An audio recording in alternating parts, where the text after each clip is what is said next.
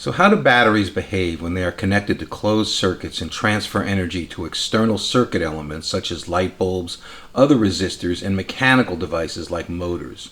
That's what we want to explore here. But instead of energy, we really need to focus on power, which is the rate at which energy is transferred between objects or transformed from one form to another. In a resistor, electrical potential energy is transformed into mostly thermal energy, that is heating. In a battery, chemical potential energy is transformed into electrical potential energy, and also some thermal as well. This energy, minus the thermal, is then transferred to the external circuit. In both cases, power is given by the product of voltage and current. Let's work our way up to a battery by first considering a resistor. So how are voltage and current related for a resistor? How is power related to current? We can study these relationships by doing some simple experiments.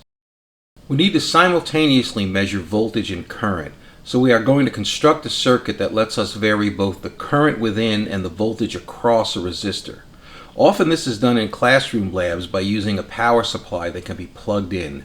But let's add some transparency by building a series circuit with 6 identical resistors in series. We're going to look at the behavior of the last resistor and connect a voltmeter across it in parallel. We're also going to connect an ammeter in series with it so we can measure the current. A battery will power the circuit. Think of the yellow wire in the bottom left of the picture as the input to our resistor. The other end of this wire will be connected to the series of resistors at various points. As we move this connection around, both the current in the 6th resistor and the voltage across it vary. We're changing the total resistance of the circuit. In doing so, we change the current and the way the voltage is divided. There's a little bit of circuit theory here, but if you concentrate on the meters, you can see that the current and the voltage for a resistor are both changing and related.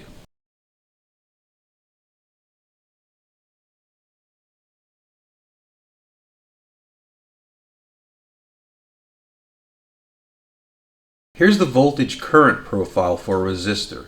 The trend, with some scatter, is linear through the origin or proportional.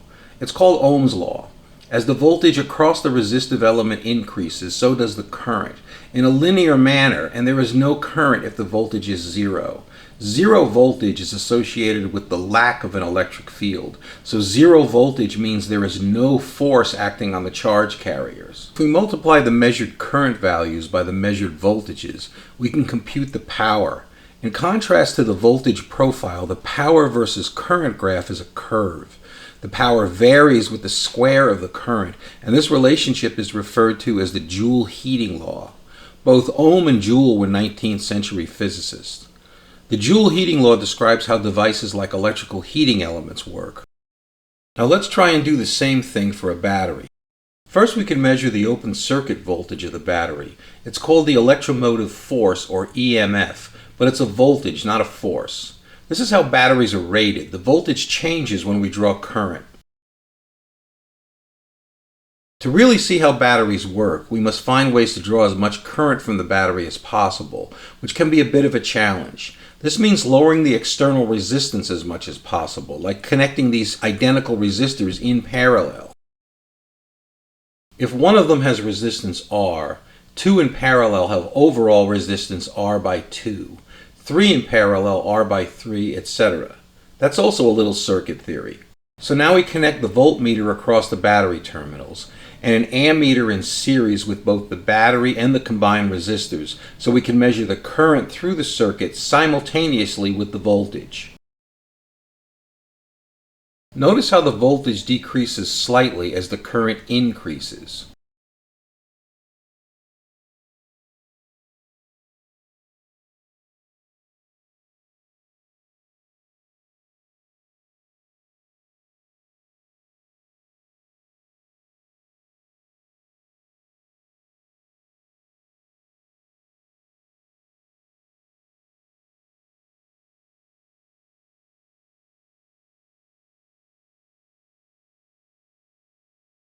This is a real effect, and if we lower the resistance even further, there's a bigger drop in the voltage along with an increase in the current. This is different than a resistor where the two quantities increase together. The resistor used here has a 1 ohm rating. The battery responds by increasing the current output accordingly, but the battery terminal voltage drops. Drawing more and more current from the battery causes noticeable heating in the resistor. This is the Joule heating law clearly in action. So we used various resistors in combination like these 6 1 ohm resistors twisted into a parallel combination to draw more and more current from the battery. The voltage current profile is linear like a resistor, but unlike the resistor, the voltage decreases with increasing current. The power curve is dome-shaped and reflects the fact that there is a maximum amount of power that even a highly engineered commercial battery can output. We couldn't get more than about 2.5 amps out of this battery, but the power curve suggests that it ought to be able to output about 5 amps, but at lower and lower power output as we go past the peak of the curve. More and more of the energy is staying in the battery itself as heat. We've calculated a few more points using the curve and added them to the graph to show you what we mean. That even well-designed battery cells have maximum power outputs poses one of the challenges to using batteries more and more to power not just electronics, but vehicles and machinery.